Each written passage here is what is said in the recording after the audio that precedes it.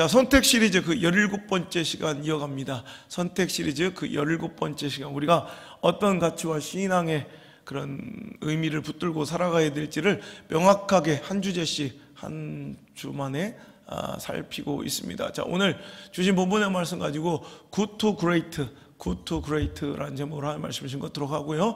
부제, 오늘 우리가 선택해야 될 가치, 믿음의 신앙의 가치는 무엇입니까? 위대함을 택하라. 여러분, 허접함이 아닌 위대함을 선택하고 살아가시는 귀한 종들 되시길 주 여러분 축복합니다. 위대함 선택하고 싶지 않은 사람들이 어디 있겠어요? 근데 다 선택하고 싶죠. 오늘 말씀을 통해서 우리가 위대함을 어떻게 붙잡아야 될 것인지에 대해서 한번 말씀 은혜 나누도록 하겠습니다. 오늘 다윗의 이야기입니다.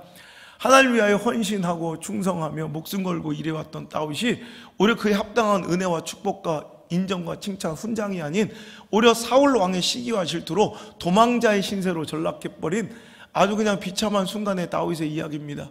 그죠? 범죄를 저지르고 도망쳐 다녀도 그것이 참 힘든 일인데 오히려 옳은 일을 하고 순종하고 헌신하고 주를 위해서 열심히 일하다가 닥치는 시련과 고난, 여러분 당해본 적 없습니까? 그죠? 오늘 이럴 때 우리가 어떻게 반응해야 할지에 대해서 한번 살펴보는 거예요. 신앙은 참 그래요.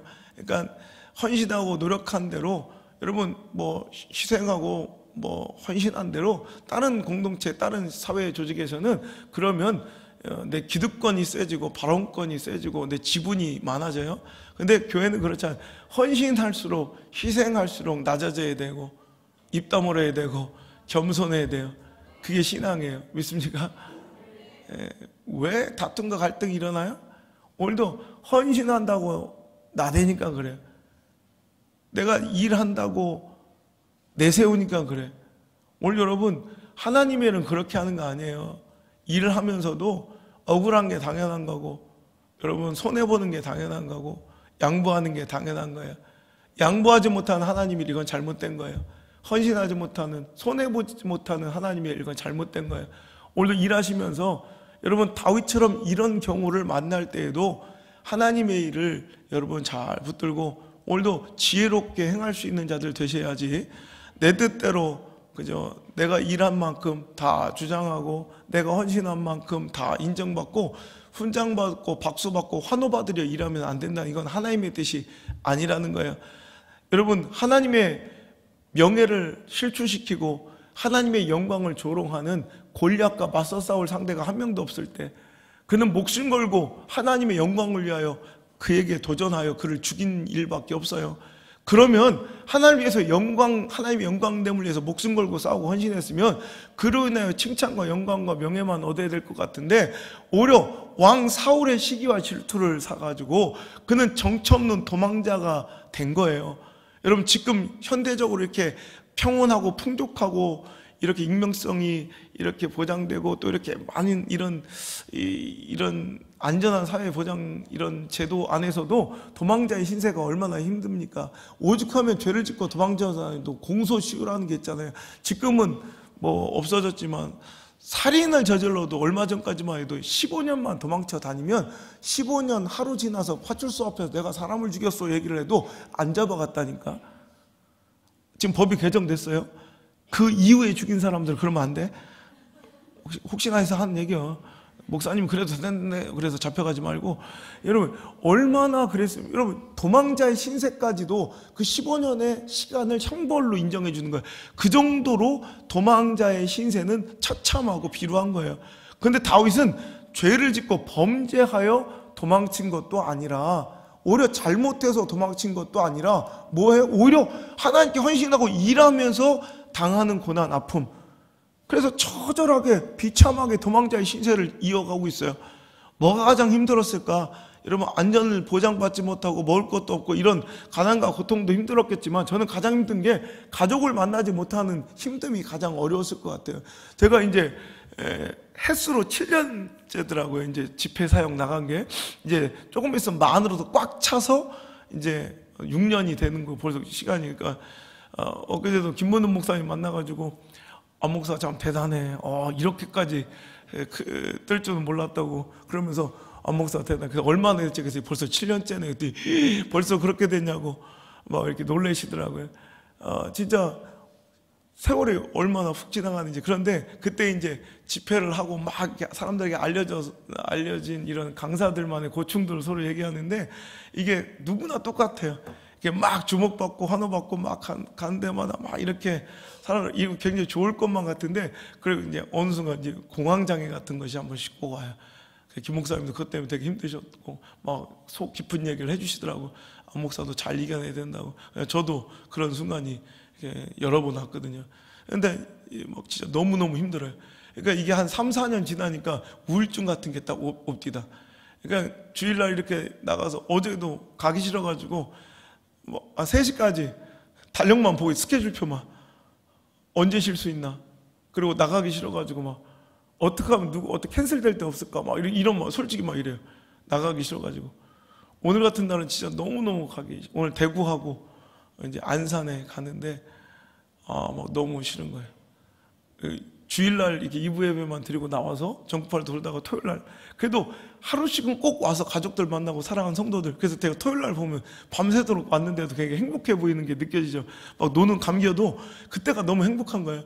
이렇게 가족들 만나고 우리 성도들 만나고 한 번 딱 보장돼 있잖아. 무조건 일주일에 한 번씩은 만나고 가는데도 이렇게 우울증이 오고 3년 정도 4년 정도 되니까 막 눈물이 나고 그래요.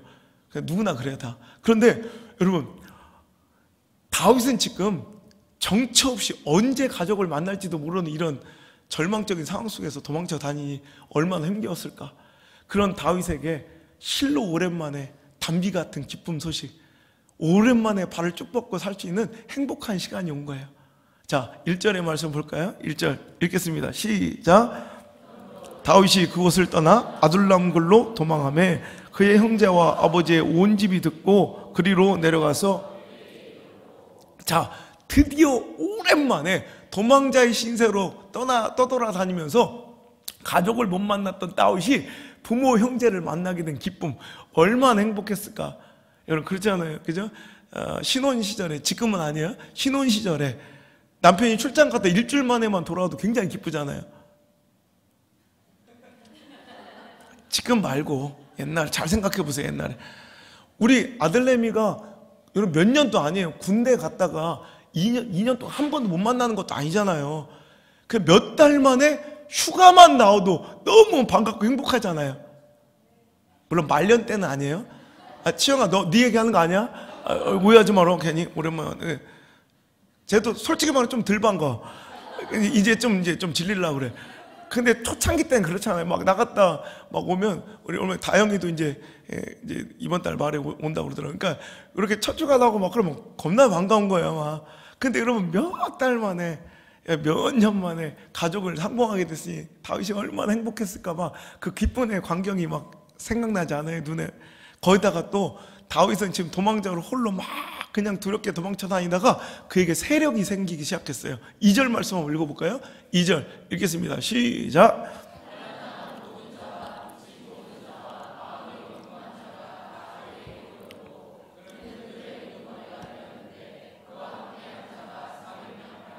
자, 사울, 자기를 죽이려는 정적 사울 왕의 정권 아래 있었던 사람들 중에 환난당하고 빚지고 억울하고 원통한 자들이, 사울의 정권, 즉 정상적인 커뮤니티 안에서 살 수 없는 사람들이, 제도권 안에서 살 수 없는 사람들이, 그럼 여기 떠나서 그 사울 왕의 가장 큰 정적이었던 다윗에게로 모여들어 그와 함께 세력을 이뤘는데 그 숫자가 몇 명? 400명이나 이끌어. 여러분 당시에 지금처럼 이렇게 세련된 이런 고도화의 무기가 없는 전 근대적인 원시시대에는 세력, 사람 숫자가 권력이고 능력이고 권세예요. 그의 곁에 400명의 무리가 몰려든 거야. 그리고 그들의 우두머리 족장이 되었어요.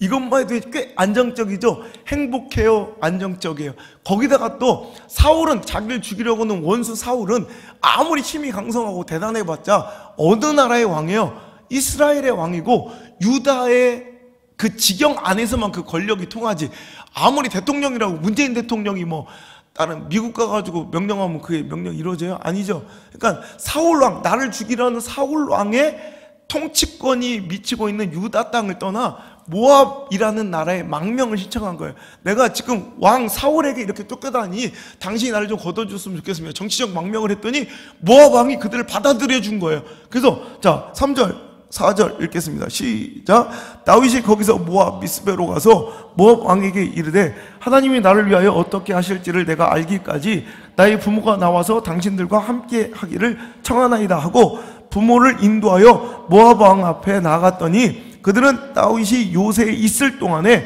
모압 왕과 함께 있었더라. 그 정치적 망명이 받아들여져서 이제는 그는 사울의 칼날이 미치지 못하는, 사울의 권력이 미치지 못하는 모압 땅에, 그것도 요새에서 안전하게 거하게 됐어요. 참 하나님을 위해서 열심히 일했던 다윗에게도 드디어 쨍하고 볕들 날이 온 거예요. 하나님 드디어 이제 나를 인정해 주시고 나를 이제 제대로 내 인생이 풀리려 하는 그때에 갓 선지자, 갓 목사님이 그 요새 안정적인 평안을 누리기 시작한 다윗에게 신방으로 오시는 거예요. 5절. 자, 5절 한번 읽어볼게요. 시작. 선지자 갓이 다윗에게 이르되 너는 이 요새에 있지 말고 떠나 유다 땅으로 들어. 스톱. 갓 선지자가 갓 목사님 오셔서 이제 유다 땅을 떠나 정처 없이 도망쳐 다니는 하나님의 영광을 위해서 헌신하다가 이렇게 모진 고난과 아픔을 당하던 다윗이 실로 오래간만에 행복, 가족들과 화목을 누리고 행복을 누리고 안정을 누리며 이제 좀 살겠다 한숨 돌리려 할 때 간 목사님이 나와서 지금 여기를 떠나 이 안정됨을 버리고 어디로 가래요? 어디로? 유다 땅으로 들어. 유다 땅에 누가 있어요? 나를 죽이려는 사울이 있어요. 아니 누가 유다 땅 갈 줄 몰라서, 길을 몰라서 못 가요? 거기 가면 죽으니까 못 가서 지금 내 고향 땅을 떠나 정처 없이 이렇게 돌아다니고 있는데 놀리는 것도 아니고 간 목사님 와서 여길 떠나 유다 땅으로 들어가래. 어떤 때 보면 이 목사님들, 간 목사님 정말 오마이 갓이야. 그래서 정말 나를 힘들게 하고 고통스럽게 하는 목사님들 많아, 그죠? 뭘 멀리서 찾냐 이거야? 바로 너야. 또 말이야. 그래요. 그거예요. 참 힘든 거예요. 신앙은. 힘들어 죽겠는데 이렇게 열심히 했으면 됐지. 이 정도 충성했으면 됐지. 그래서 이제 조금 쉴만하고 이제 조금 누릴만 한데 하나님 그거를 못 봐주시고 또 유다로 들어가래. 자, 그런데 다윗은 진짜 대단한 게요. 5절에 이 말도 안 되는 명령이 선포가 됐는데, 이 설교가 말씀이 선포가 됐는데 이 힘든 말도 안 되는 명령에 5절 안에서 순종이 바로 이루어져요. 자, 5절 다시 한번 읽어볼게요. 시작. 선지자 갓이 다윗에게 이르되 너는 이 요새에 있지 말고 떠나 유다 땅으로 들어가라. 다윗이 떠나 헤레스풀에 이르니라. 아멘. 헤레스풀이 어디냐면 유다 경내에 있는 접경 지역이에요. 그러니까 지금 유다 땅으로 들어갔어요? 안 들어갔어요? 들어간 거예요. 자, 5절에 말도 안 되는 명령이 선포돼서 들어가라 했더니 바로 떠나 유다 땅으로 들어간 다윗. 대단하지 않아요? 다윗 같은 사람이 이 성경의 주인공이니까 이 성경 이만하지, 우리 성경 통독 더 힘들 뻔했어. 우리가 성경의 주인공이었으면 요 장면만 한 26장 필요해. 왜요? 목사님 도대체 나한테 왜 그러세요? 나한테 무슨 억한 감정 있어요? 이 교회 못 다니고 왔네. 더러워서 이 교회 저 교회를 전전하고 다시 돌아서 두드려 맞고 막 이런 얘기가 한 26, 이만큼 있어요. 이만큼 우리한테는. 근데 딱 한 절에 끝나버리는 거예요. 그냥 순종한 거예요. 야, 그러면서 어떤 생각할까? 야, 갑자기 여러분 목사님이 이제 힘들고 어려운 처지를 지나 이제 막 숨 돌릴 만한 그 가정에 와가지고 신방을 와서 말씀을 전해주시면 여러분 잘 되라고 하는 길이에요? 못 되라고 망하라고 하는 말씀이에요? 잘 되라고 하는 말씀이죠. 그러니까 긍정적으로 생각할 거예요. 다윗은 지금 자기가 왕이 될 걸 알아요, 몰라요? 이미 알죠. 우리 외모를 보시지 않는 하나님 중심을 보신다 할 때 3일상 16장이 이미 하나님께서는 다윗에게 기름 부어 이제 하나님 마음에 합한 자로 알려주셨고 이스라엘의 왕이 될 사람인 걸 알려주셨어요. 그러니까 다윗은 자기가 이제 때가 이르면 왕이 될 걸 알아요. 근데 갑자기 모압 땅에 안전하게 그 시간을 기다리고 있는 다윗에게 갓 선지자가 와서 이제 유다 땅으로 들어가라. 그러면 여러분 어떤 마음 갖겠어요? 이 설교를 들을 때 순종하면서 갑자기 왜 그러지? 들어가면 이제 사울이 급사하려고 그러나? 아니면 백성들이 구테타를 일으켜 나를 왕으로 옹립하려고 하나? 뭐 이런 생각, 긍정적인 생각 안 하겠어요? 망하려고 순종한 사람 어디 있어요? 잘 되려고 순종하지, 그죠?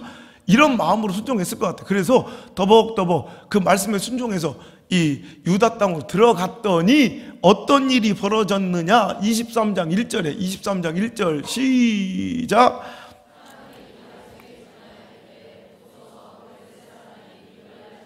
그 타작마당을 탈취하여야 하니 이에 다윗이 여호와께 묻자와 이르되 내가 가서 이 블레셋 사람들을 치리까? 여호와께서 다윗에게 이르시되 가서 블레셋 사람들을 치고 그 일나라를 구원하라 하시.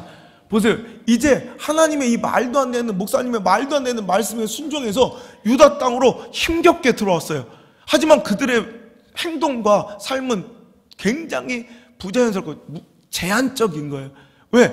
사울 왕이 유다의 왕이기 때문에 오늘도 만약에 자기들이 이 유다, 자기의 공권력 안에 그 경내에 들어왔다는 소식이 퍼지면 바로 군대를 이끌고 와서 그들을 몰살시킬 게 뻔하기 때문에 그들은 쥐죽은 듯 헤레스풀에 숨어서 잠잠고 정말 숨어 있어야 되는데, 갑자기 하나님께서는 유다 땅에 들어온 순종도 대단한데 가만히 냅줄, 하여튼 하나님은 다윗이 가만히 있는 꼴을 못 봐.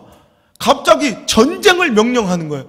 그일라 백성 네 민족 동포를 봐라 이거예요. 블레셋 사람들이 맨날 가서 농사 1년 동안 다 져놓으면 그거 뺏어갔는데 저 불쌍하지도 않냐, 가서 도와줘라. 전쟁을 일으켜 블레셋을 치고 그일라 거민을 구원하라 그런 거예요.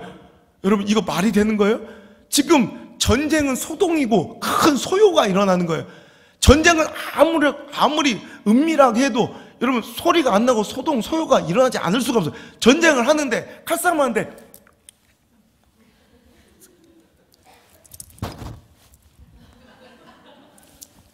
뭐 이렇게 죽여요? 막 전쟁하는 것 자체가 소동이 일어나잖아. 그럼 사울 왕이 듣고 쫓아올 거 아니에요. 그러니까 이건 말도 안 되는 일이에요. 지금 쥐죽은도 숨어 있어야 되는 그들에게, 네코가 석자인 그들에게 하나님은 전쟁을 또 명령시켜요. 이런 교회, 이런 사역자들이 있어. 하나님이 뭔가 쉴 틈을 안 주시고 자꾸 뭔가를 막 몰아치시고, 어떤 가정은, 어떤 교회는 계속 일을 맡기세요. 그럼 우리는 좀 억울해하고 그걸 불편해할 때가 있어요. 우리 교회 그렇지 않아요? 한 번도 쉬어본 적이 없잖아. 이제 저 뭐 조그만 건축이지만 저것도 한 6번째 뭐 쉴 틈이 없어. 우리 저 시작부터 함께 했던 우리 신현희 집사님이 언젠가 그런 얘기, 목사님 우리 교회는 한 번도 쉰 적이 없어요. 뭘 안 한 적이 없대. 내가 2018년은 특별히 하나님 중요한, 우리 교회 역사에 중요한, 그런, 언제나 안 중요했어요. 언제나 안 중요했어요. 다 중요하지.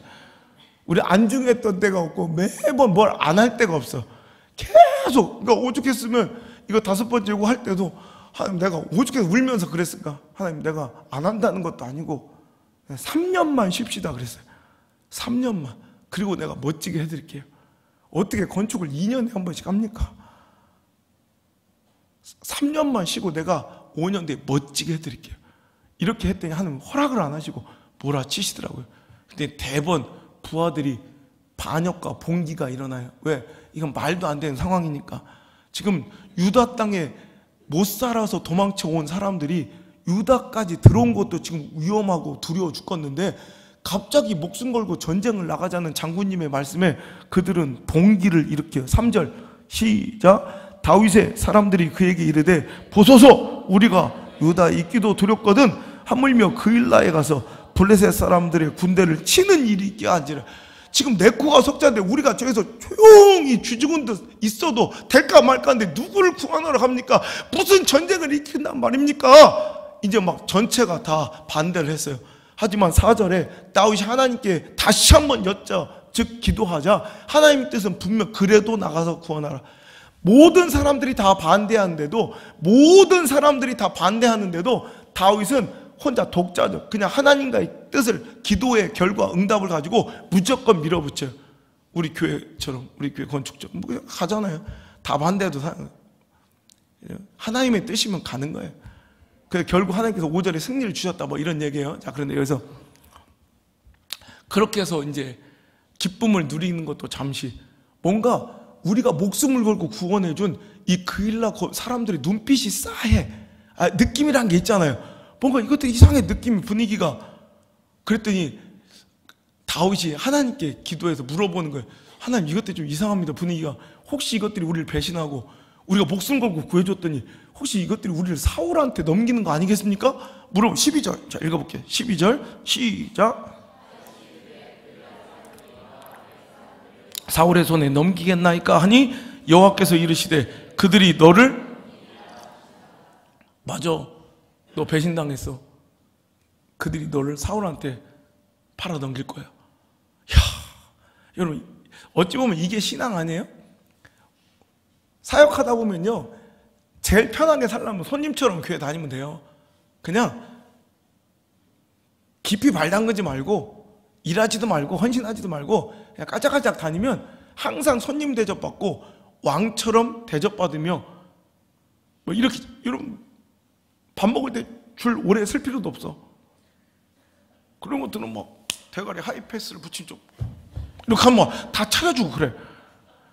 근데 오히려 여러분 헌신하고 일하고 사역하고 여러분 오히려 더 많이 헌신하는 사람들은 다른 사회 공동체는요, 그렇게 많이 헌신하면 지분이 많아지고요, 영향력이 세지고요, 또 자기 기득권이 많아져요. 발언권이 세진다고. 다른 사회 구조는 다 그래요. 헌신한 만큼, 투자한 만큼. 근데 교회는 달라요. 오히려 헌신하고 희생하면 오히려 더 입 다물어야 되고, 더 겸손해야 되고, 더 양보해야 되고, 또 바보처럼 등신처럼 이렇게 살아가야 되는데, 그렇게 헌신하고 희생했는데 그의 마땅한 합당한 훈장과 명예와 박수와 환호가 쏟아지는 것도 아니고 오히려 이렇게 모멸과 비난과 배신과 이런 아픔이 찾아오는 게 목회예요. 이게 신앙이에요. 니들한테 어떻게 줬는데 니들이 이렇게 할 수가 있어? 이게 맨날 반복되는 게 여러분 교회 일이에요. 사역이고 하나님의 일이에요. 그러니까 하나님의 일을 하면서 여러분 이것까지도 감당할 수 있어야지 하나님 일을 하는 거예요. 일 안 하면 부딪힐 일도 없고 갈등도 없어요. 하지만 하나님의 일을 하면 아픔도 있고 때로는 비난도, 괜한 오해도 받아요. 하지만 그게 하나님의 일이에요. 믿습니까? 그러니 내가 목회를 하는 거고. 그죠? 여러분 얼마나 힘들었을까?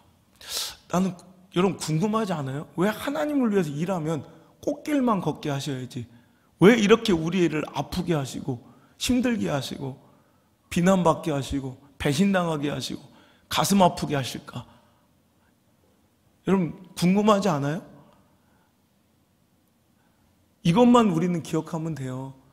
하나님은 다윗이란 사람을 미워하십니까? 사랑하십니까? 확실하게 하나님은 다윗을, 여러분 성경을 읽어보니까 하나님은 다윗이라는 인물을 사랑하십니까? 미워하십니까? 사랑하신 것 같아요. 성경 읽어보니까. 그래요. 하나님이 사랑하시다 못해 특별하게 아끼시고 하나님께서 자기 마음에 딱 맞는 사람이라고 칭찬해 준 사람인데, 그런데도 다윗에게 이렇게 모진 시간과 냉혹하리만큼 하나님께서 몰아치시는 시간이, 계속 몰아치시며 힘들고 나도 지금 쉬고 싶고 정말 나도 조금 마음에 위로받았고 싶은데 계속해서 모진 일을 감당해가며 오히려 누군가에 계속 끊임없이 헌신하며 또 그에 마땅한 감사 칭찬도 받지 못하고 오히려 배신당하고 막 그러면서 내가 이러려고 내가 이렇게까지 왔다가 이런 마음이 들 정도로 여러분 이런 모진 시간을 하나님께서 허락하시더라는 거예요. 누구에게도 사랑하시고 특별하게 다루시던 다윗에게도. 그때 오늘도 우린 이렇게 생각하셔야 돼요. 다윗을 사랑하신 하나님께서 그 매몰차게 혹독하게 몰아치시는 그 순간처럼 하나님, 당신을 사랑하시는 하나님께서도 당신에게도 정말 냉정하리만큼 냉혹하리만큼 혹독하게 몰아치시며 정말 죽어라 나를 밀어치실 때가 숨이 턱 밑까지 차오르고 숨이 꼴깍꼴깍 넘어가며 오늘도 힘겨우 주저앉고 다 포기하고 내려놓고 싶은 순간이 올 수도 있더라는 거예요. 혹시 그런 신앙생활 하다가 사역하다가 그런 일을 만난 적이, 저는 지금 그래요. 그때 하나님의 뜻과 의도를 알아야 돼요. 하나님의 뜻과 의도를.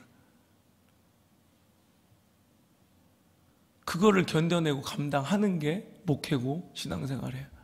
오늘 그런 순간이 혹시 오신 분들 있다면 힘내세요. 하나님 당신 사랑하셔서 때마침 딱 이 설교를 주신 거예요.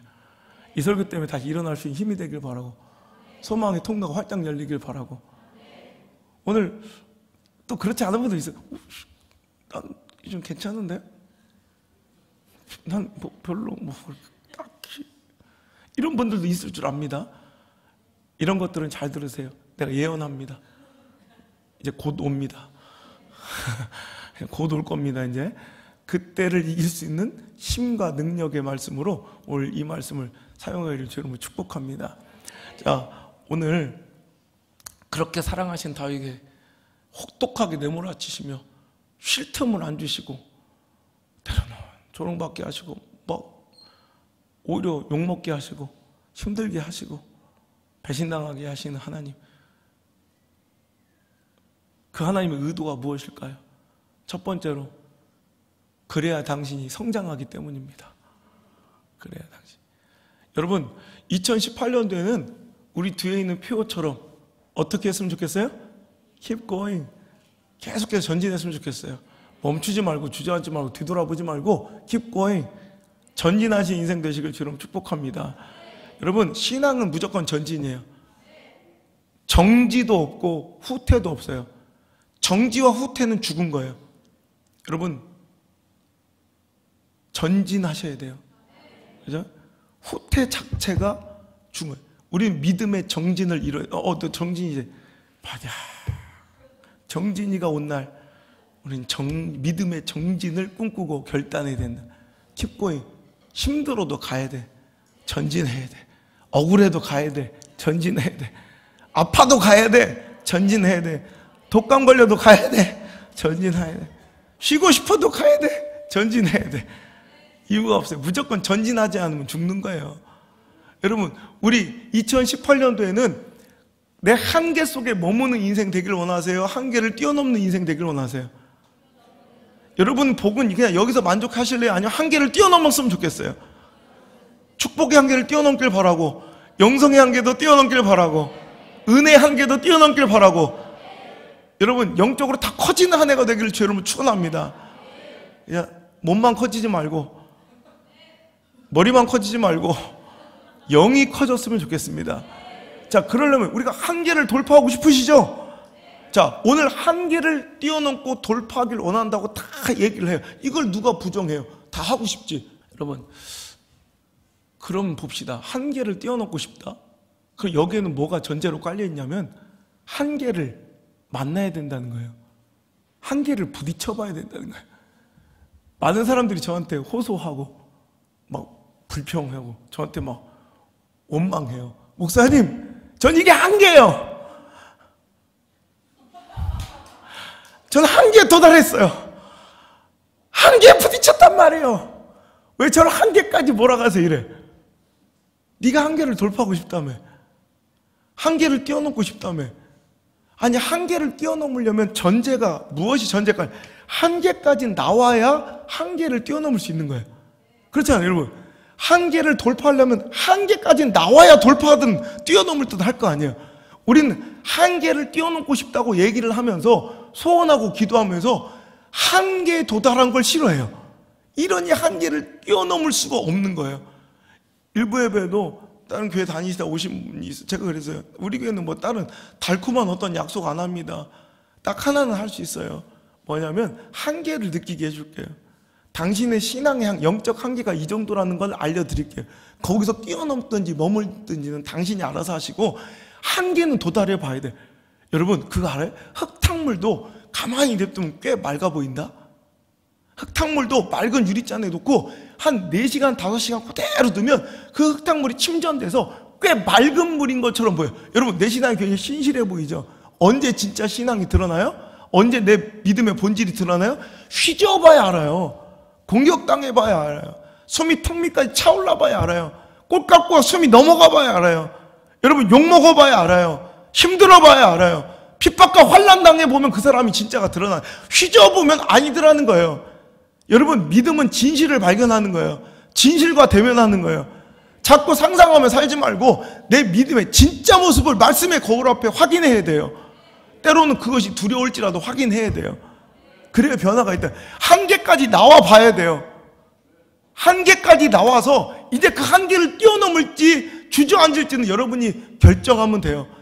여러분, 한계에 도달했다는 거 불평하고 원망하고 짜증낼 일이 아니라 실은 목사에게 감사해야 될 일입니다. 한계까지 이끌어 주셨으니 이제 저는 한계를 뛰어넘을 수 있는 기회를 잡게 하신 하나님과 목사님께 감사를 하셔야 될 그 시간에, 우리 그 시간 시험의 시간으로, 오히려 막 틀불내서 목사가 막 따라다니면서 위로해야 될 시간으로 바뀌어 있더라는 거예요. 여러분, 한계를 뛰어넘기를 바라요. 여기서 머물지 말고 더 뛰어난 영성의 소유자와 축복의 인생 되시기를 주의 이름으로 소망합니다. 한계까지 나가보세요. 한계를 한번 만나보세요. 부딪혀, 아, 이게 내 신앙의 한계구나. 정말 더 이상 못할 것 같은 그 순간에 주저앉지 마시고 한 걸음씩 더 나가서 성장하시길 바라요. 여러분, 운동이 언제 근력이 늘어나요? 여러분, 내가 우리 안드레 이제 운동을 시킬 때 그래요. 쟤는 푸시업을 6개, 전 12개부터 시작했는데 끊임없이 했다고. 지금은 이제 몸이 무거워져서 그렇지만 지금도 옛날에 화장실 들어갈 때 나갈 때 무조건 막 100개씩 200개씩 항상 이제 물구나무 서서도 했을 정도니까. 그러니까 지금도 그냥 아무리 운동 안 해도 뭐 수십 개는 한 번도 안 씻고 할 수 있죠. 그러니까 우리 안드레한테도, 제가 안드레가 생긴 건 그럭저럭 좀 괜찮은데 이게 어깨가 좁아서 맨날 저한테 어깨가 아빠처럼 어깨가 넓고 싶다. 그래서 팔굽혀펴기를 시켜 6개부터 시켜요. 그럼 저 어린애는 자세 바로 잡아서 6개만 확실히 해도 이제 힘들어요. 그때 뻐거할 때 한 번을 더 막 이제 한 번, 두 번, 세 번 하나도 안 힘들어. 6개까지 하면 이제 막 지 한계에 도달하면 딱 그때부터 근육이 터지고 혈관이 터질 것 같아. 딱 이제 막 맞닥뜨리는 막 찢어질 것 같아. 그때가 근력이 늘어나는 거야. 거기서 한 번, 두 번, 세 번 할 때마다 근력이 늘어나는 거예요. 저 같은 사람 뭐 5, 60개 해도 괜찮은 사람이 뭐 12개 한 세트에서 멈춰버리면 절대 이렇게 몇십 세트를 해도 이건 운동이 안 돼요. 끝까지 내 한계까지 일단 가서 이제 근육이 부딪히기 시작하고 뻐근하기 시작할 때 그때 한 번, 두 번을 할 때마다 근력이 늘어나는 거예요. 여러분, 그래요. 우리가 러닝머신을 뛸 때도 마찬가지예요. 레벨 3로 걸어요. 근데 갑자기 레벨 4로 옮기면 막 스텝이 꼬이고 당황스럽죠. 왜? 나의 역량이 레벨 3에 맞춰져 있었는데 레벨 4로 갑자기 바뀌고 스텝이 꼬이고 막 당혹스러워요. 근데 그거 알아요? 레벨 4로 1분만 계속 걸으면 레벨 4가 너무 자연스러워져요. 왜? 레벨업 된 거예요. 한계를 뛰어 성장한 거예요.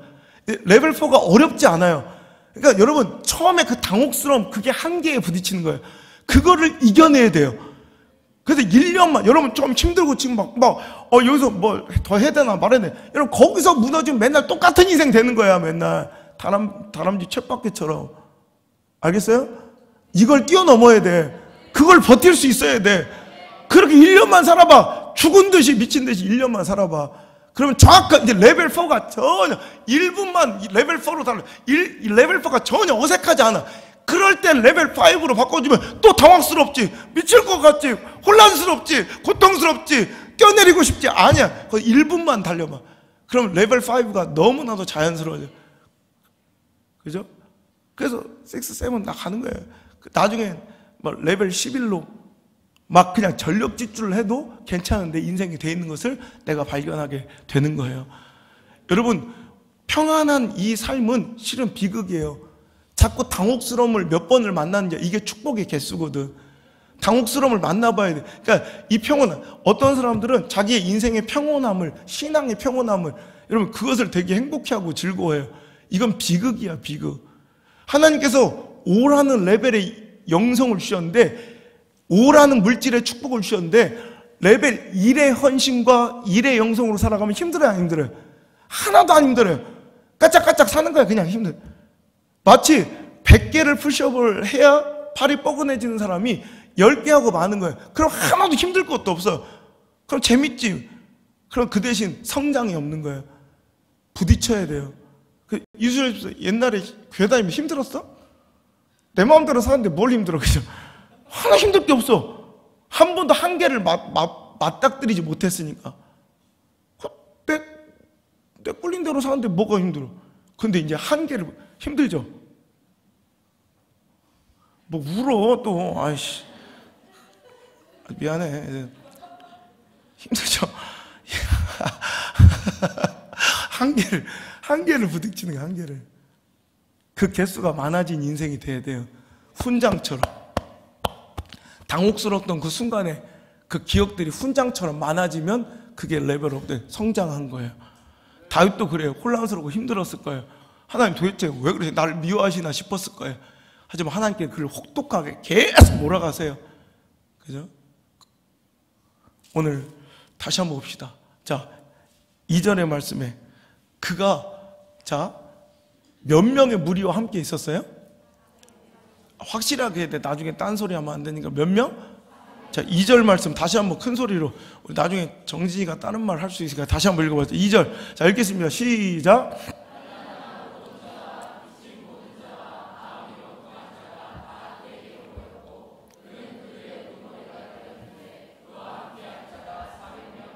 몇 명? 확실하게 기억했어요. 몇 명? 400명. 자, 그 400명이 왜 여기 왔어요? 어떤 종교적 신념과 정치적 뭐 이런 사상의 공감대가 있어서 온 게 아니에요. 환난당하고 빚지고 억울해서 그냥 정상적인 커뮤니티 안에서 살 수 없어서 도망친 거예요. 맞지? 탈북하고 뭐 탈남? 뭐라고 그러는 거예요? 탈북 뭐 북한을 탈출하면 탈북이고 남한을 탈출하면 탈남이야? 뭐지? 이 어색한데 탈남이란 단어가? 탈남했다. 월북 그래요. 그래, 탈남은 이상하네.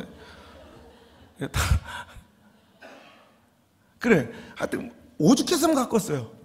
그죠? 오죽했으면. 그러니까 밑바닥이 있네. 그러니까 억울하고 빚지고 환난당한 자 여기 소망이 없는 거야. 지들 기준에서 억울하고 환난당하고 빚진 자지. 보면 이게 뭐냐면 신용불량자, 지명수배자들 이런 거예요. 그렇죠? 누가 깜빵 들어가 봐요. 한 놈도 내가 죄 저질러서 왔다는 사람 한 명도 없어요. 감옥 안 가봤어요? 구치소도 안 가봤어요? 거기 가면 다 억울해요. 한 놈도 내가 죄 졌다고 안 해요. 아니 슬기로운 깜빵 생활 안 봐요? 나 이거 참. 그것도 안 보고 뭐 했어요? 안 봐요? 카스트? 그거 보면 그래. 다 억울하잖아요. 다 억울해요. 다 억울한데 환란. 그러니까 그런 자들이 유다의 정권 내에서 살 수 없어서 유다의 경내에서 살 수 없어서 도망친 거예요. 할 수 없이 도망친 자들이에요. 유다 들어가면 죽어요. 잡히면 인생 끝이에요. 그래서 다윗에게로 몰려온 사람들이에요. 그런데 어느 날 다윗이 간 목사님 만나고 오더니 갑자기 자 부하들 모여대. 자 우리 유다로 들어가자. 여기에 많은 사람들이 지지하고 환호했겠어요? 오히려 떠나가고 반대했겠어요? 떠나가고 반대하죠. 그죠? 우리가 유다 갈 줄 몰라서 여기 있는 줄 알아요? 내비게이션이 없어서 여기 있는 줄 알아요? 우리도 유다 들어가고 싶죠. 근데 가면 죽는 걸 어떻게 해요?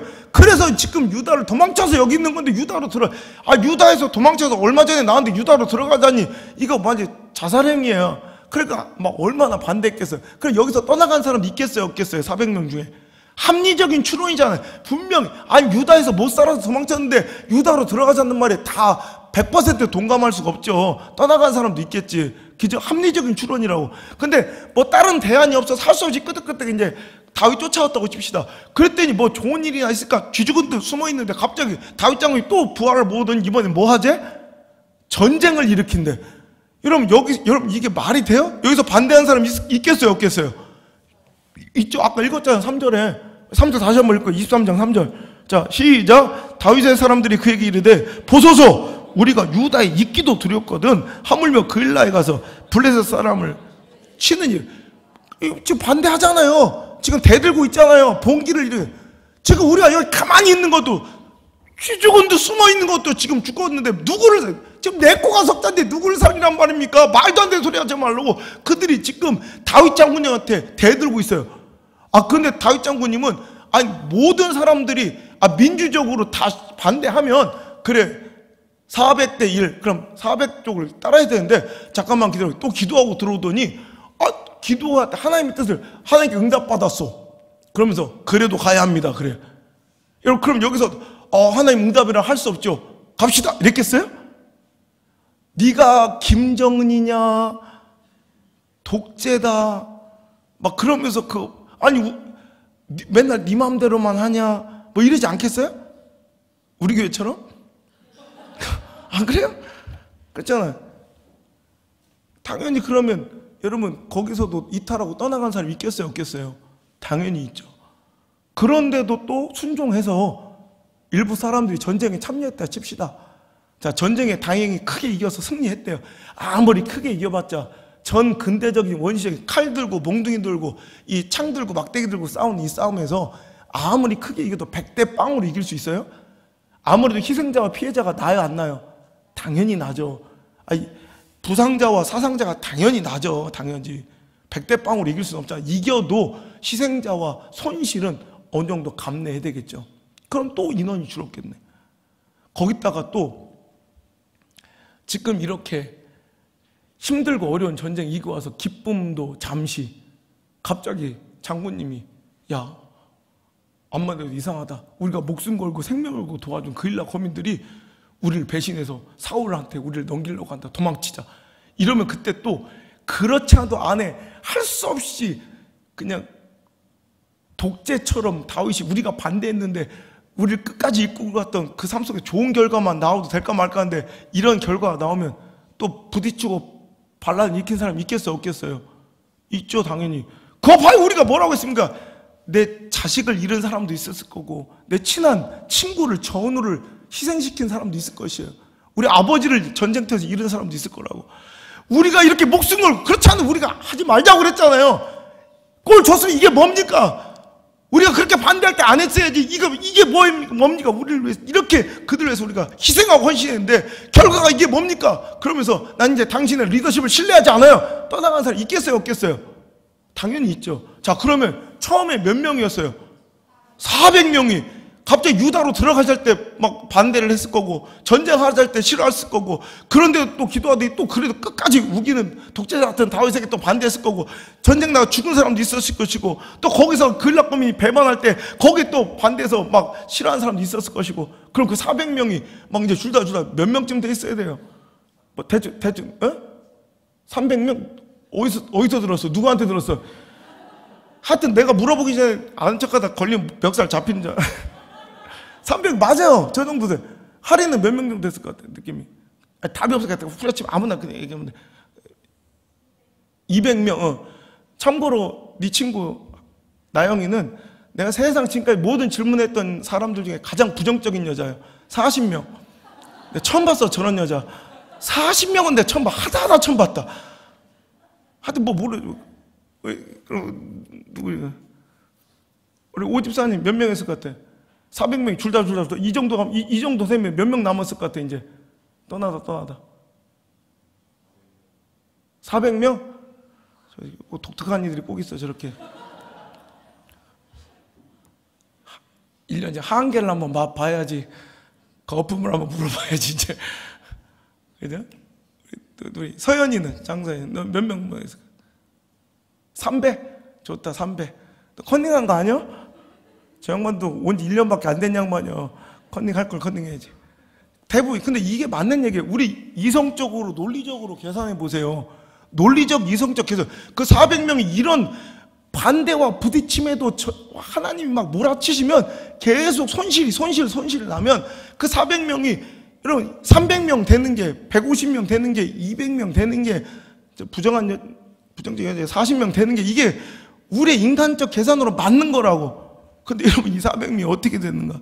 자, 23장 12절 13절 다시 한번 읽어봅시다. 자, 23장 이제 도망치는 거예요. 자, 23 12절 13절 시작.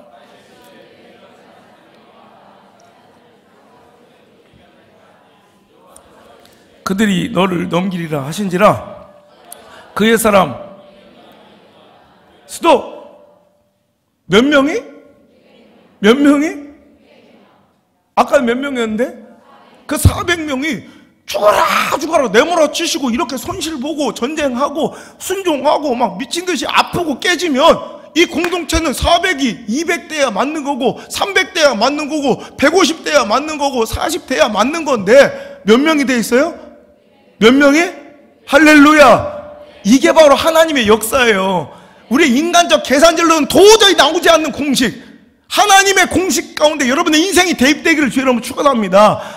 하나님 뜻대로 순종하며 살아가는 인생들은 인간적 눈으로 세상적 계산을 보면 죽어라 죽어라 깨지고 박살내고 손해보고 핍절해서 망해야 될 것 같지만 절대로 망하지 않고 400이 300 되는 게 아니라 400이 200으로 반토막 나는 것이 아니라 400이 10% 40 되는 것이 아니라 400이 600 되는 축복을 누리는 줄 믿으시길 바랍니다. 이게 바로 우리 교회의 이야기예요. 죽어라 죽어라 내몰아치며 한순간도 마땅한 상황에서 마땅한 처지에서 선교의 명령을 건축의 명령을 여러분 작은 교회를 살리는 이런 사역의 명령을 주신 적이 없어요. 항상 마땅치 않은 사역, 마땅치 않은 현실, 정말 너무나도 힘들고 고통스러워. 나조차도 우리 교회도 지금 힘들어 죽겠는데 꼭 건축할 때 꼭 다른 선교의 명령 주시고 교육관 건축할 때도 그래도 작은 교회 목사님 자제분들 장학금 그때 꼭 그런 마음 주시고 지금도 또 힘들고 어려운데 자꾸 그런 마음 주세요. 계속 어렵고 힘든 상황 속에서 죽어라 죽어라 우리 교회를 몰아치실 때 제가 집회사역 목회하면서 가장 많이 듣는 소리가 뭔지 알아요? 저러다 망하지, 저러다 저 교회 문 닫지, 저러다 쓰러지지. 이걸 제가 제일 많이 듣는 소리예요. 물론 인간적 계산으로 그러면 망해야 될 것 같아, 쓰러져야 될 것 같아. 그 뜻대로 살아가지 못한 사람들이 오히려 더 잘 되고 400의 현상 유지라도 해야 될 것 같은데 오히려 그때 인간적 계산으로 그 400을 누리고자 하는 자들은 다 핍절하게 망했고요. 오히려 하나님 뜻대로 죽을 길 같은데 망할 길 같은데 하나님 뜻대로 쓰러질 것 같은데 하나님 뜻대로 전진한 keep going 그래도 끝까지 전진한 하나님 우리 교회를 어떻게 해주셨어요? 이렇게 부흥시켜 주시고 400이 600 되는 축복을 주셨잖아요. 이러면 이거예요. 인생의 비밀, 축복의 공식이 여러분 별것 없어요. 내 계산지를 그만두고 하나님의 계산 앞에 내 인생을 대입시키는 거예요. 하나님의 그 변수를 내가 기대하고 내 인생을 하나님의 역사의 그 X값에 넣어버리는 거예요. 하나님이 역사하시도록. 그 변수는 우리가 계산할 수가 없어요. 플러스 알파 하나님의 역사의 손길을 기대하지 못하고 계산하지 못하면서 무슨 믿음이냐는 거예요. 하나님 뜻대로 사시는 한 해가 되시길 바랍니다. 죽어라 죽어라 내몰아치셔도 여러분 정말 400에 만족하고 싶어도 거기서 무너지거나 물러서거나 이걸 받아들이고 안정적인 이 400의 인생에 여러분 주저앉지 말고 하나님께서 이끄신 대로 전진하고 순종하고 헌신하고 드리고 오히려 때로는 아프고 쓰러져서라도 600의 지위를 누리고 600의 성장을 누리는 아름다운 공동체와 여러분의 가정과 인생 되기를 주의 이름으로 소망합니다. 하나님께서 여러분 이렇게 계속 기대하시니까 몰아치시는 거예요. 어느 순간 이제 그 축복이 다 하여서 넌 이것으로 먹고 살아야 될 그런 가정과 인생들을 여러분 뭐 내몰아치지도 않아요. 기대하지도 않아요. 여러분 뭔가 막 그냥 막 시키지도 않아요. 여러분의 마음에 자꾸 뭔가 헌신의 갈등이 오고 뭔가 막 드려야 된다는 순종의 열정이 있고 뭔가 이런 마음이 있다는 걸 하나님께서 자꾸 여러분 몰아쳐 주신 거예요. 당신이 다윗이라는 얘기예요. 아직도 축복에 올라가야 될 계단이 많다는 하나님의 사인인 줄 믿으시길 바랍니다. 여기서 제발 멈추지 말고 전진하셔서 여러분 위대한 축복을 누리시길 바랍니다. 여러분 400명의 부하만 이끌고 다니는 이 정도의 축복도 꽤 괜찮은 인생 아니에요? 여러분 사업장에 직원이 400명만 있어도 대단한 거예요. 그죠? 제가 이런 세계를 잘 모르니까 제가 한번 집회 갔던 한 교회 안수집사가 직원이 398명이래. 400명 다 되는 그런 회사의 대표더라고요. 그러니까 400명 부하를 이끌고 있는 그 공동체가 얼마나 잘 사는데 그때 봤지. 그때 식사를 대접하셔가지고 내가 그때 그냥 곤드레밥하고 그냥 이게 해장국 같은 게 먹고 싶어 그냥 그걸 먹자 그랬더니 막 미안해서 더 비싼 걸 비싼 게 꼭 필요하냐 내가 먹고 싶은 걸 먹어야지. 그러면서 이제 그걸 먹는데 그러면서 자기가 이제 자기 사업장 얘기를 하는 거예요. 이렇게 직원이 400명이고 그러니까 직원이 400명쯤 되니까 꽤 잘 살대. 꽤 괜찮대. 근데 내가 잘 사는 거 아는 게 부인이랑 같이 나왔는데 부인이랑 그 안수집사랑 커플차 에쿠스로 커플차를 맞췄더라고. 커플차 붕붕차 이 차 말고 둥글레차 옥수수 수염차 말고 진짜 차 커플로 우리는 커플로 티쪼가리나 맞추고 빤스나 맞추고 그러지 커플로 솔직히 티쪼가리도 우리처럼 5인 가족은 그것도 부담스러워요. 5명 다 맞추려면 그 색깔만 대충 맞추고 말지. 하여튼 그렇잖아요. 근데 차를 맞추더라니까. 그리고 부인이 무료해서 취미생활로 엔젤리너스를 2개 한대. 취미로. 그래서 그렇게 저 정도면 잘 사는 거야 내가 알았지. 여러분, 다윗도 지금 400명 공동체 무리 족장이 돼서 우두머리가 돼요. 이 정도면 겁나 잘 나간 인생이에요. 그리고 요새 안전함을 누리고 안정적인 화평을 누리고 살아요. 여러분, 이 정도면 됐잖아요. 그죠? 그런데 우리는 알거니와 하나님께서 다윗에게 주실 진짜 축복은 400명 무리 몰고 다닌 족장이 아니라 뭐가 돼야 돼요? 이스라엘의 왕이에요. 한 민족과 국가의 왕이 될 사람이에요. 왕이 되어야 할 사람이 400명 족장 우두머리로 만족할 수 없다는 거예요. 어느 부모가 그냥 더 큰 축복과 은혜의 현장이 기다리고 기대되는데 내 자식이 그냥 밥 먹고 사는 것에 만족하는 걸 그냥 지켜볼 부모가 어디 있겠냐고. 그죠? 갑자기 최영희 집사한테 지원이가 엄마 저는 여자지만 자연인이 되기로 했어요. 그 뭔 소리냐? MBN을 보다 보니 자연인의 삶이 참된 행복인 것 같아요. 뭐 돈 많이 벌고 뭐 이쁜 옷 입어야 됩니까? 자연인 들어가면 휴가 같은 거 필요도 없어요. 대충 쳐입고 안 추우면 되고 여름에 안 더우면 돼요. 양말도 빵꾸 하나도 되고. 그러면 나는 그냥 들어가서 더덕이나 캐먹고 살래요. 그러니까 그 공부에 지원하실 그 돈을 지원이가 얘기해. 공부에 지원해 주실 그 돈을 저기 햇빛 잘 드는 쪽 산 임야 400평만 사주시면 난 평생 만족하며 자족하며 살겠습니다. 와, 너 인생에 참된 행복을 찾았구나. 그래, 들어가라. 네가 자연인이다. 보내줄 거예요? 이런 미친년아, 그래도 공부해라. 네 나이가 몇 살인데 네가 지금 벌써부터 산에 들어가냐. 어떻게든 붙잡고 학교 보내고 그러죠? 그렇잖아. 형규가 꼭 직장 들어가야 돼요? 아르바이트비도 뭐 편의점 최소 임금도 790에 7천 뭐 얼마요? 근데 이 정도만 해도 먹고 사는데 지장이 없습니다. 그러면서 갑자기 시의회에 취직하겠대. 야, 내 아들 잘한다. 그래요? 어떻게든 붙잡아서 말리지. 대학 가라, 대학원 가라, 할 수만 있으면 유학하라. 왜? 더 큰 축복이 기대되는데 자식을 그 정도의 입에 풀칠하고 먹고 사는 것에 만족할 사람이 어딨냐고요. 더 큰 축복이 기대되면 어떤 때는 말 안 되면 머리끄댕이를 잡아서라도 두드려 패고 등짝에 스매싱을 날려서라도 공부의 자리에 앉히고 더 큰 축복의 자리에 앉히잖아요. 그래서 이게 부모의 마음일진데 하나님도 그러지 않겠냐고. 우리가 이대로도 조사오니 주여 그냥 저는 이 정도 영성에 이 정도 축복에 이 정도 부흥에 이 정도 은혜에 만족하렵니다. 그러면 하나님께 그냥 주시겠냐고. 그냥 안성 목사의 거친 말씀에 손으로 머리끄댕이를 잡아서라도 기도의 자리에 앉히고 순종의 자리에 앉히고 전도의 자리에 앉히고 성장의 자리로 인도하실 것 아니겠습니까? 그걸 사랑으로 보실 줄 알아야 된다는 거예요. 여러분, 하나님께서는 당신에게 더 기대하는, 하나님께서 계획하신 더 큰 축복이 있다는 사인이에요.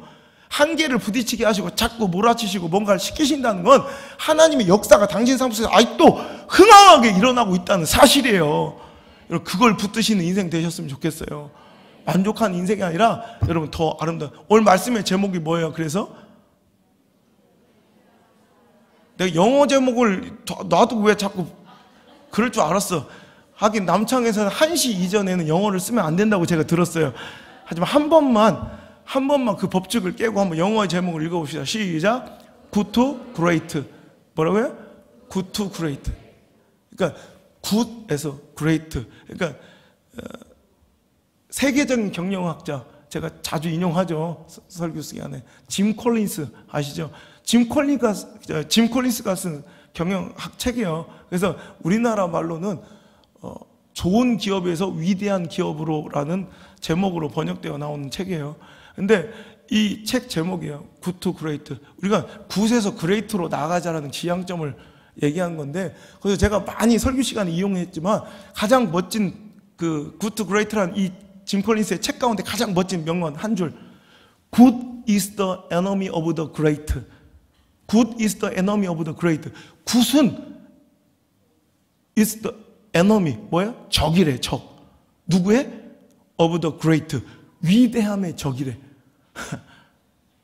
나는 great의 적은 뭐 bad나 worst 뭐 이런 거일 줄 알았는데 그런 극단적인 상반된 것들이 그레이트를 막는 게 아니라 실은 그레이트 위대한 삶으로 가는 가장 그 길의 위험한 함정과 발목을 잡는 대적은 오히려 굿이란 굿. 굿 이거 아니야. 굿 네가 모르는 뭔가가 있어 막 이런 게 아니라 그런 굿 말고 굿 G-O-O-D 굿 아, 이런 거 좋아하는구나. 그럭저럭 괜찮은 인생들 있잖아요. 여러분 지금 여러분 그냥 그럭저럭 그냥 괜찮은 우리 교회 같아요. 이러면 이 굿이 때로는 여러분 팀, 셀, 기관들 마찬가지예요. 그냥 그럭저럭 우리끼리 이제 친해지고 편하고 행복해. 여러분 이 굿이 그럭저럭 괜찮은 이 인생이 그레이트 하나님께 주시는 진짜 위대한 축복의 인생으로 나가는 걸 딱 발목 잡는 가장 무서운 적이라는 거예요. 제가 요 5번째 요구할 때 그랬어요. 그냥 그대로 멈추고 싶은 거예요. 거기가 너무 안락한 거예요. 그 정도만 해도 이거 너무 힘들게 안 하니까 안 하고 싶은 거예요. 그래서 또 어떻게 됐을까? 그 400을 누렸을까요? 아니에요. 400은 반토막 나고 쪼개져 없어져요. 절대로 신앙은 그냥 본전이 아니에요. 안 하면 본전이 남는 게 아니라 하나님은 그것을 빼앗으셔서 더 열심히 헌신하며 keep going, 오히려 그레이트의 삶으로 나간 자들에게 주세요. 마치 달란트를 땅속에 파묻었던 자들을 게으르고 악한 종이라 벌하시며 그들의 달란트까지 빼앗아서 열심히 충성하여 5달란트 남긴 자에게 맡기시는 것처럼 오히려 하나님은요, 오히려 그레이트의 삶으로 계속 몸부림쳐 전진하는 교회와 그런 가정과 성도들과 자녀들에게 더 큰 은혜와 축복을 맡기시는 줄 믿으시길 바랍니다. 오늘도 여러분 2018년도 하나님께서 우리에게 많은 축복을 주셨습니다. 우리 자녀들도 참 아름답게 성장해서 이 정도만 되어도 참 예배 참 멋진 교회가 된 것 같아요. 굿 괜찮지 않아요? 하지만 이 굿에서 만족할 것이 아니라 great 위대한 삶으로의 또 다른 발걸음이 이제 2018년도 첫 번째 주일부터 떼어줄 수 있기를 주의 이름으로 축복합니다. 위대함을 택하라. 그래서 나온 제목이에요. 이제 평범한 그냥 그럭저럭 괜찮은 굿의 인생이 아닌 great 위대한 인생을 선택한다면 당신은 다시 한번 턱 밑까지 차오르는 영적인 그 고통과 한계를 느껴야 될 것이고 또 주저앉고 싶을 만큼 아픈 그런 또 성장통을 또 이겨내야 될 거예요. 그래도 그 길로 나가셔야 합니다. 여기서 대충 만족할 것이 아니라 더 한 걸음 더 이제 족장 우두머리로서의 만족이 아닌 왕관을 씌워주실 때까지 하나님께서 때로는 거칠게 머리끄댕이를 잡아서라도 당신 가정과 당신의 인생과 자녀들을 오늘도 끌어가셔서 그 머리에 왕관 씌워주실 때까지 하나님 계획하신 그레이트의 인생을 살 때까지 우리 끊임없이 전진하는 keep going 계속해서 전진하는 위대한 인생의 주인공, 축복의 인생의 주인공들이 바로 저와 여러분 되시기를 주의 이름으로 소망합니다. 오늘 하나님께서 때로는 누군가를 죽어라 왜 이렇게 헌신하고 희생하고 주님 뜻대로 살아가려고 하는데 이렇게 막히고 어렵고 고단하고 힘들고 정말 오해받고 욕먹는 이런 인생, 이런 아픔을 나에게 주실까를 가지고 고민하고 고통받고 눈물 흘리는 자들이요, 오늘 이 말씀의 확성기를 통해 한번 하나님의 진짜 목소리를 들어보세요. 하나님의 진짜 음성을 한번 들어보세요. 죽어라 냉혹하게 나를 내몰아치신 줄 알았더니 오늘 이 말씀을 통해 하나님의 음성을 잘 들어보니 죽어라가 아니라 실은 사랑한다 내 아들아, 사랑한다 내 딸아, 내게 더 큰 축복 주려고 그래. 그것이 네 축복의 전부가 아니야. 사랑한다 온양수목이야. 내가 너에게 더 큰 축복 주려고 해. 사랑한다 내 아들아, 내가 너에게 더 큰 축복을 주려고 해. 사랑한다 내 딸아, 내가 너를 잊은 것이 아니야. 내가 너를 잘 아노라. 네가 왜 우는지, 왜 신음하며 이불을 뒤집어 쓰고 아무도 알지 못하는 그 방구석에서 입을 틀어막고 울었는지 내가 다 알고 있어. 걱정하지 마라 내 딸아. 내가 너를 미워하는 것이 아니라 내가 너에게 더 큰 축복을 주려고 그래. 하나님 왜 이렇게 나를 죽어라 힘들게 하세요? 라고 하나님을 오해했던 분들이요, 이 시간 이 찬양을 통해 하나님의 음성을 들으시길 바랍니다. 이게 하나님의 확실한 당신을 향하신 음성입니다. 사랑한다 아들아, 사랑한다 내 딸아, 사랑한다 아들아, 내가 너를 잘 아노라, 내가 너를 잘 아노라. 사랑한다 내 딸아, 사랑한다 내 딸아. 내게 너 더 큰 축복 주려고 그래. 내게 축복 더. 자, 하나님의 음성을 들으시고 돌아가시길 바랍니다. 사랑한다, 사랑한다 아들아, 내가 너를 잘 아노라, 내가 너를 잘 아노라. 사랑한다 내 딸아, 사랑한다. 하리야 더 큰 축복을 주려고 그래. 민정아 더 큰 축복 주려고 그래. 걱정하지 마. 형제들을 축복합니다. 사랑한다 아들아, 사랑한다 아들아, 내가 너를 잘 아노라, 내가 너를 잘 아노라. 사랑한다 아들아, 사랑한다 아들아, 내게 축복 더하노라. 예비하신 왕관을 쓸 때까지 우리 전진합시다. 사랑한다 내 딸아, 사랑한다 내 딸아, 내가 너를 잘 아노라.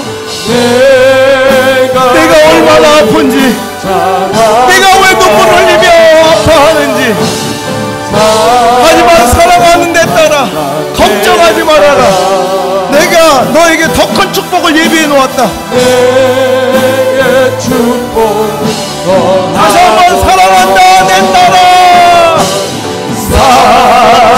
사랑한다 내 딸아, 내가 너를 잘 아노라, 내가 너를 잘 아노라. 사랑한다 내 딸아, 사랑한다 내 딸아, 내게 더 큰 축복을 줄 것이야. 내게 축복 더하노라. 사랑한다 아들아, 사랑한다 아들아, 내가 너를 잘 아노라, 내가 너를 잘 아노라. 사랑한다 아들아, 사랑한다 아들아,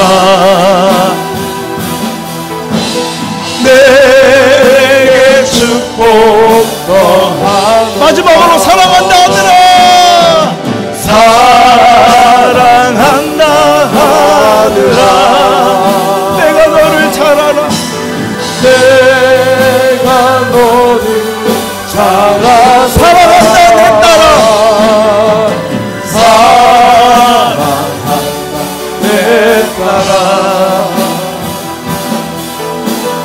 내게 축복 더하노라. 하나님 이 음성을 여러분이 들려주길 원하십니다. 죽어라 죽어라 하시는 줄 알았는데, 나를 너무나도 미워하시고 혹독하게 다루신다 생각했는데, 실은 나를 향해 끊임없이 고요히 사랑한다 사랑한다 사랑한다 사랑한다 하시는 그 하나님의 음성이 들리십니까? 하나님을 오해하고 하나님을 그 사랑을 의심했던 우리들의 삶이 이 시간 뒤집혀지길 원하고, 하나님의 의도대로 계획대로 더 큰 축복의 세계로 나아가는 위대한 종 되시길 바랍니다. 이게 하나님의 뜻입니다. 사랑한다 아들아, 내가 너를 잘 아노라, 사랑한다 아들아,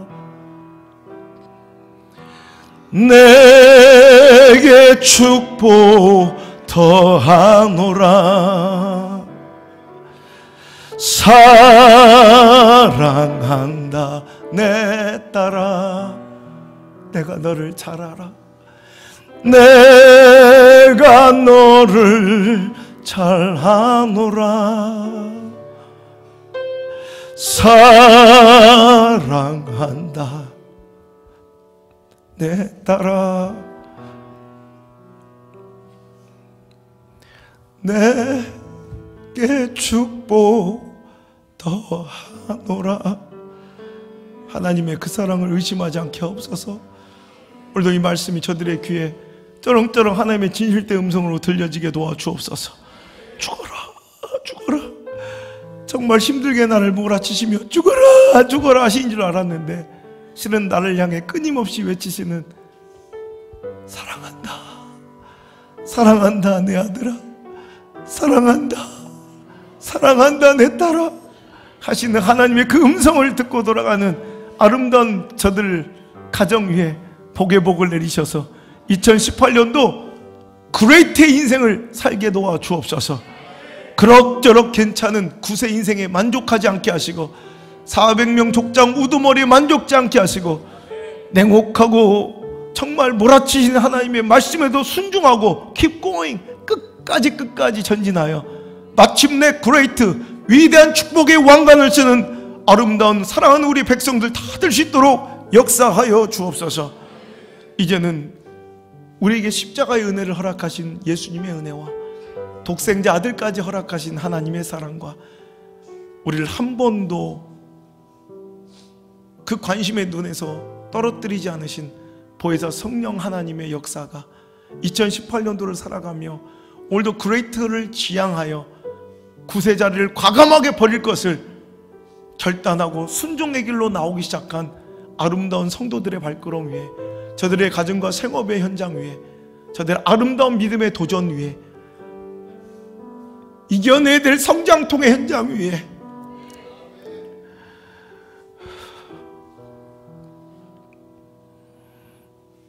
말씀을 들으며 하나님의 음성을 깨닫고 눈물 흘리는 저 아름다운 눈물방울 위에 흐느끼 울며 주님 난 연약하오니 붙들어 달라고 뻗어 올린 아름다운 저 손길 위에 지쳐 떨어졌던 저 어깨 위에 이제부터 떠나가지 마시고 1초도 떠나가지 마시고 1초도 떠나가지 마시고 영원토록 함께 머무시기를 간절히 또 간절히 제발 간절히 축원하옵나이다. 아멘.